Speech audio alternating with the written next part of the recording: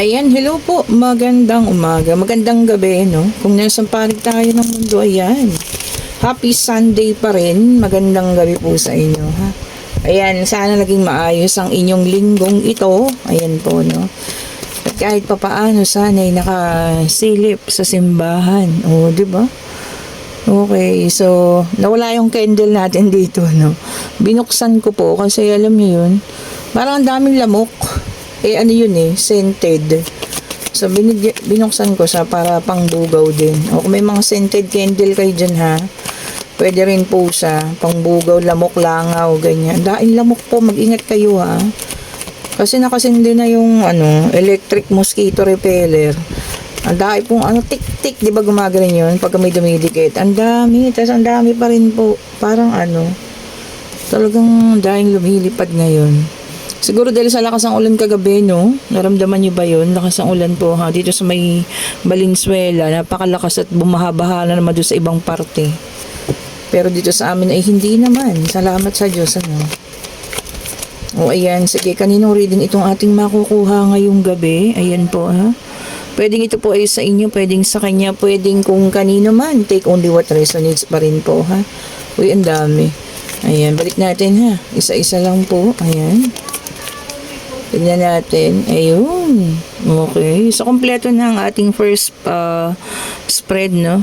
Meron tayo rito Eight of Cups. Meron tayong Page of Cups. We have here the Queen of Wands.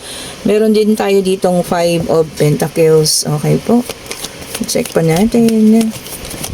Ayan. Salamat po, ha, sa mga umu-order ng mga bracelet. Nakakatuwa, no? Ang dami. O, yan. Salamat po sa inyo, ha. Itong ang tawag dito, nakatabi ko na rito, no? Lahat yan ay order na. Nadadagdagan pa. O yan, sa lahat po na may gusto po, ha. Marami pa rin tayo, cat's eye, mga bago natin dyan, garnet. And syempre, ang ating rose quartz, napakaganda, no? Parang binibining, napakaganda. Jade, ang ating Burmese jade. Ayan po, ha.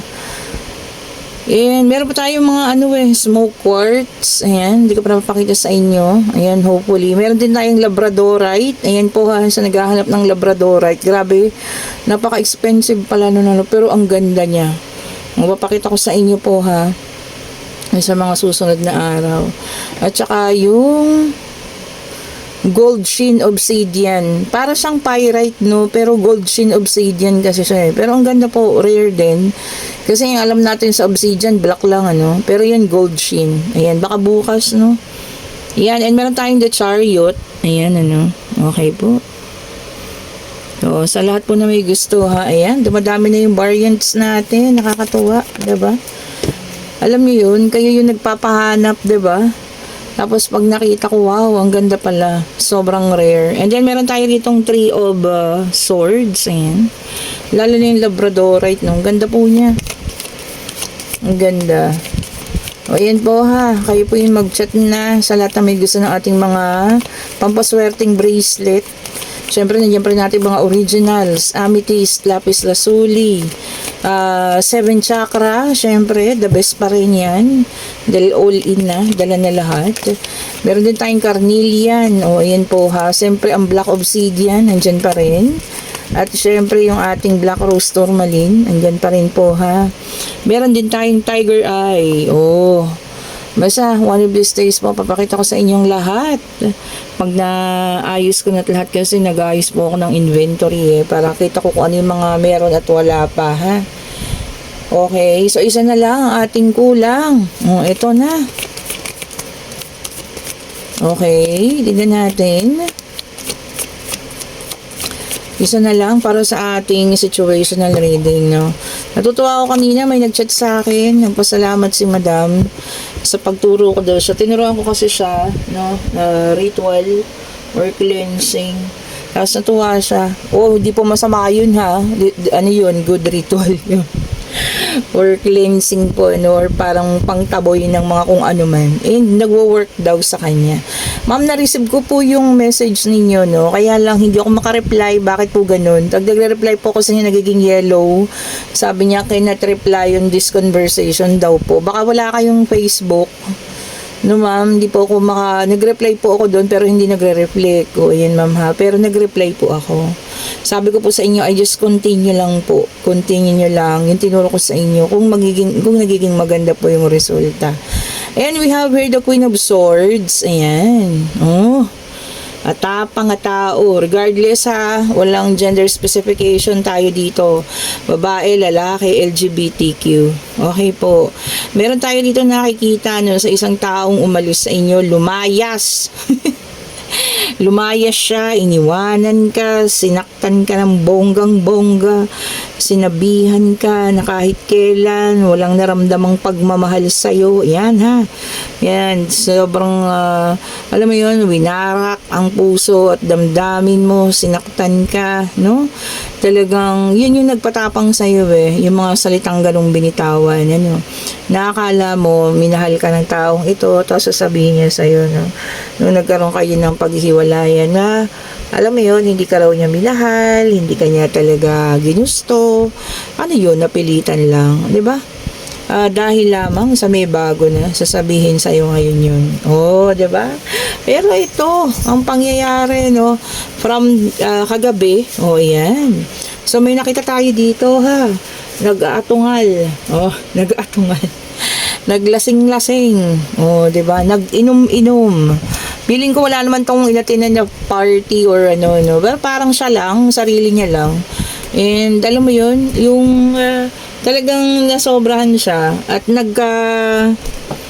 alam mo yun, nagka-iyak-iyak dahil sa hindi ka na niya makausap. Oh, 'di ba? Nagkaroon siya ng siguro pag-iisip na ikaw pala yung taong hinahanap niya. Oh, ikaw pala yung totoong taong minahal niya. Ngayon, nandoon na siya sa sitwasyon na hindi na siya makaalis. Kasi, committed na siya doon sa sinamahan niya O, diba? Tapos, nagkaroon siya ng comparison. Magkaiba pala kayo ng ugali. Magkaiba kayo ng ugali. Magkaiba kayo ng pananaw. Magkaiba kayo ng prinsipyo. Magkaiba rin kayo ng sipag sa buhay.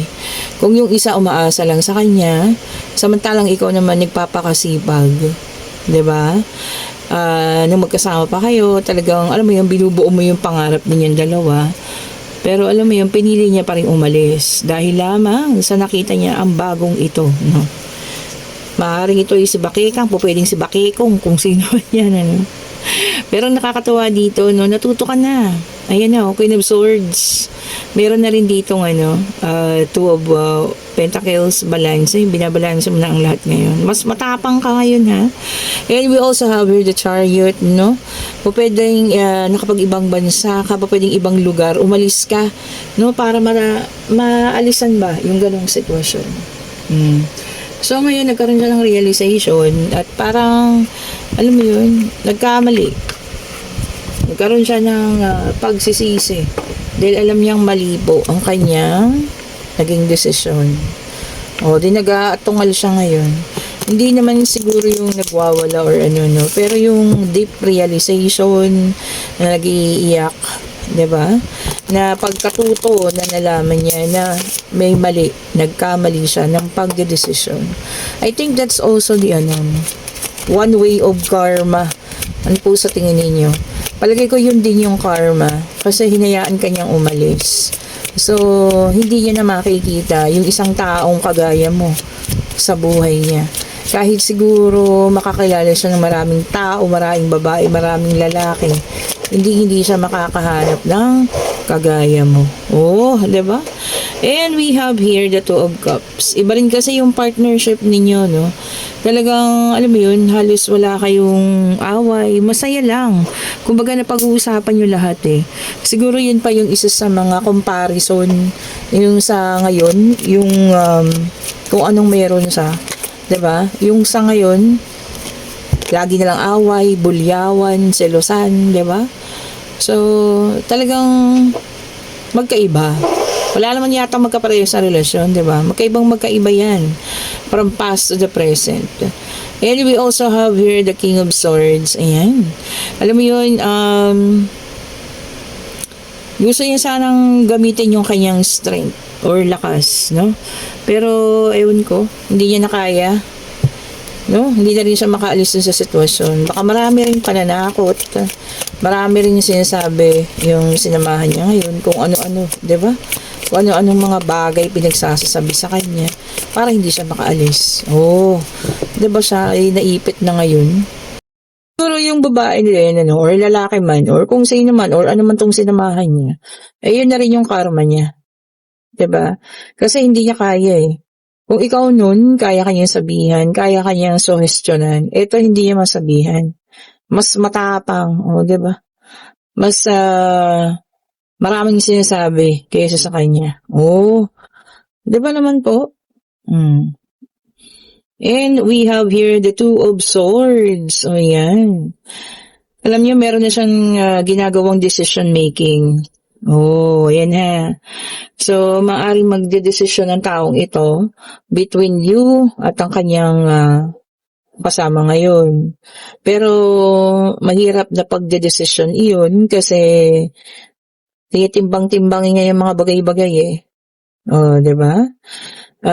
Iniisip niya rin kasi kung makakabalik ba siya sa'yo, matatanggap mo pa ba? Oh, 'di ba? Na ikaw mismo talaga yung, alam mo yun, sinisigaw ng kanyang puso at damdamin. Kaya pa ba? Matatanggap mo pa ba? Paano kung hindi naman niya? Oh, 'di ba po, no? And we have here the Page of Swords. Ayan. Sabi niya rito, no, kailangan mo rin pag-isipan. Protect your peace, sabi niya, no? Oh. Kaya nakataas yung sword eh. Meron ka na kasing peace ngayon or kapayapaan sa puso. Sabi niya rito, protektahan mo raw po. Di ba? Huwag tayong ang tawag doon?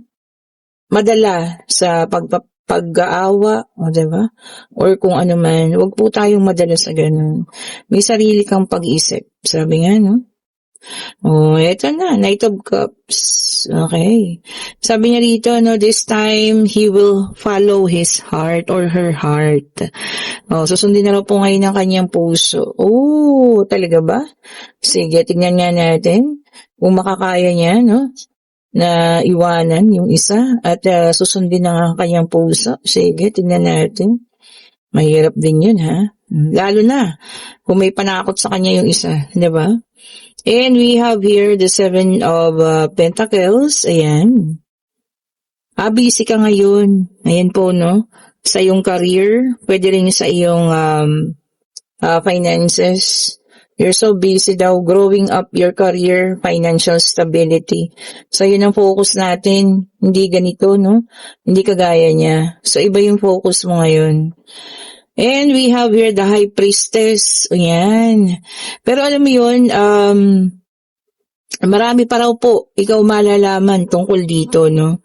And the Spirit will guide you also. Divine Universe will guide you. May dalang number 2, no? Kung ano yung dapat mong gawin. Ayan. Basta wag mo lang kalimutan, humingi ng tulong sa Panginoon pag napunta ka sa ganitong sitwasyon po. And syempre, di ba, hindi na natin makakalimutan yung pain na cause ng taong ito. Yung mga salita pa lang di ba, na hindi kita mahal, hindi naman kita ginusto, kumbaga nakisama lang ako sa'yo, ganyan. Di ba yung mga ganung salita? Sakit nun Tapos pababayaan nyo lang umentra-entra ulit sa buhay ninyo. Naku po, pag-isipan ninyo mabuti, no? And we have here the Ace of Pentacles. Ayan. Sabi niya rito, no, potential for abundance. Oh, naku, yan ang maganda, no? So, wag niyong hayaang harangin itong paparating na financial abundance ng mga ganitong pangyayari. Na maaaring alam niyo yan, makaharang lang or makablock siya sa mga paparating sa yung financial stability po. 'Di ba? Huwag natin hayaan na siya po'y humarang doon, ha? Maging tayo, mas vigilant. Oo, sabi nga nila doon. Kasi baka siya yung malas tapos pababalikin mo pa ulit. Di ba? Eto na. Para sa pangatlong deck of card, pwedeng ito sa'yo, pwedeng kanya, pwedeng kung kanino man. Tsaka alam nyo ang aking pag-obserba, kapag ka yung mga talagang sobrang sakit yung iniwanan ka, matagal to bago mag-healed. Sa totoo lang ha, pero pag nag-healed kayo, ayan, talagang wala nang balikan. Alam niyo yun, talagang halos wala na kayo pakialam dito sa past person kung sino man siya. Kahit gaano niyo siya kamahal noon. O, comment down below kung tama ako ha. Pag talagang ayaw niyo na, pagka talagang nakapag totally healed na, talagang wala na siya, babalikan. Oo, 'di ba? Tama ba ako? Sige nga, kung tama ako sa aking mga observation ha. And we have here the Two of Pentacles, Earth sign, Taurus, Virgo, and Capricorn. Ayan. Ang reading po natin ay para po sa lahat ng zodiac sign ha, sa mga nagtatanong dyan sa comment section ha. Ang situational reading para po sa inyo kung ito po ay mag-resonate sa inyo, regardless kung anong zodiac sign ninyo. Okay po. And we have here the Earth sign nga, Two of Pentacles, ayan. Sabi niya rito, decision making. Oh, ayan, meron tayong decision na gagawin, ha? Kung sino man ito sa inyo, maaaring ito po ay makakatulong sa'yo. Maaaring ito ay kailangan mo nang gawin, Napakalaking pagdedesisyon ang kailangan mo nang gawin. Well, kung ano man ito, sana po ay maging okay, Tama ang pagdedesisyon gagawin ninyo. Oh, ayan ha. Kung ano naman yan. Sige, check pa natin, Ito pa. Oh. And we have here the Six of Wands. Ayan, fire sign, Aries, ayan, Sagittarius. Naka-reverse. Ayan. Alam niyo sabi rito, may humaharang po doon sa mga achievement, Or talagang, alam niyo yan, yung para sa inyo talaga, ayan, may humaharang ha. O kung sino man yan or kung ano man yan, alamin ninyo at tanggalin ninyo sa buhay ninyo.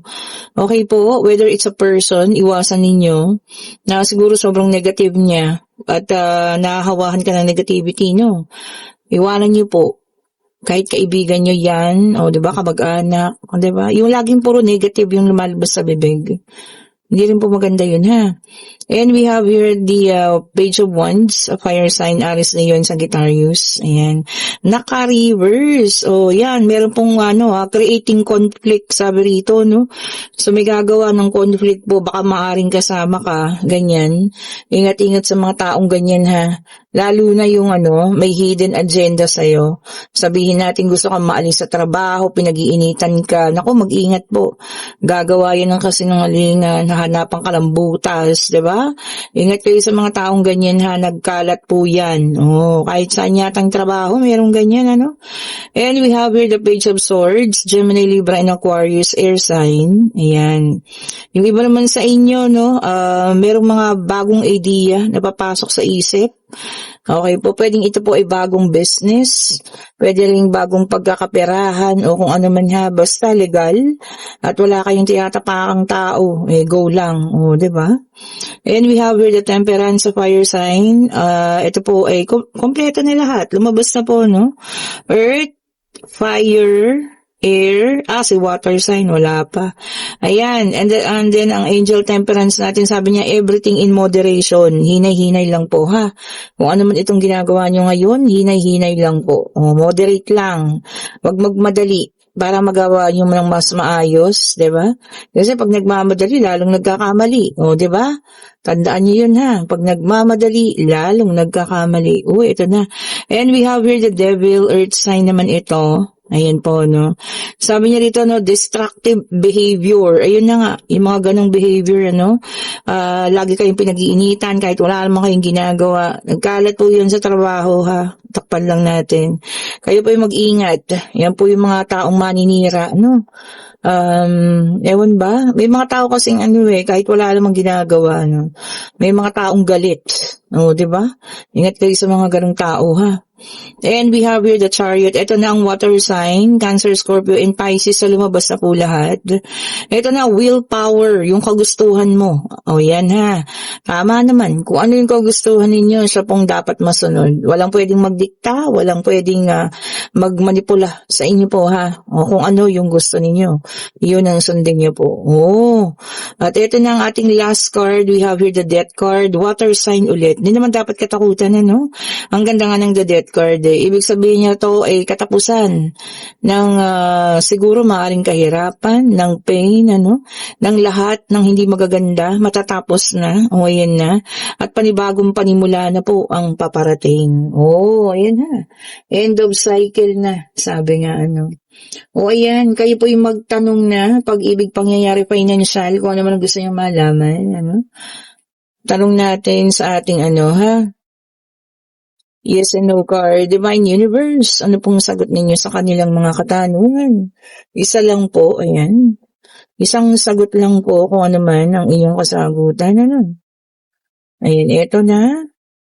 Check natin. Check po natin ha. And yes po ang sagot. O yan. And ito no, reunion. Oh, from the past ha. Ang ating person from the past. Meron talagang gusto makipag-usap sa inyo ha. From the past po yan. O ayan, ayan na si Pupoy nagparamdam na naman. And kung kayo yun nga sa situational reading natin, ano, na talaga naman, na alam niyo yun, ang taong ito ay nagkaroon ng realization, eh wala naman kayong magagawa dyan eh, di ba? Parang huli na, para alam niyo yan. Pero kung iba sa inyo, eh gusto pa rin naman. Well, nasa sa inyo po ha. Pero kung huli na talaga, at alam niyo yun, tapos na kasi eh. Sabi ko nga ang iba sa inyo, nakapagpatawad na, pero hindi nakalimot, no? At alam niyo yun, nawala na rin yung mga ganong pakiramdam. Eh, siguro talagang yun na yung karma niya. 'Di ba? Wala nang balikan, wala nang likod-likod pa, o 'di ba? Kahit pa magpakalunod siya sa alak, 'di ba? Magsisigaw siya or kung ano man. Kung talagang hanggang doon na lang, hanggang doon na lang po. Yan, okay po. And kung gusto natin reading pa, like, pa, share, subscribe, and hit the notification bell para lagi kayong updated sa mga bagong videos na nirelease natin. Sa lahat ng gustong umorder ng ating mga bracelet, kayo po yung mag-order na. Oh, ayan ha. Ayan, ang gaganda ng ating mga bracelet. Ano, pwede kayong magtanong sa akin kung saan nyo, para saan nyo gagamitin, ha. Kayo po yung mag-chat na. Ayan po. At kung gusto nyo ng private reading, ayan, click nyo rin yung link nandyan sa comment section. Naku po, napakadaing nagtatanong. I-click nyo lang po yung link na nandyan po. Tapos po, ay mapupunta kayo sa Facebook. Mag-iwan kayo ng message sa akin. Ako lang din ang inyong makakausap. Wala po tayong mga assistant. Ako lang po ito, ha. Okay po. Thank you so much po ulit for watching. Happy Sunday po sa lahat. Pa-like, pa-share, and subscribe po ha. Thank you so much po ulit. Have a great evening po sa lahat. Bye-bye po sa inyo.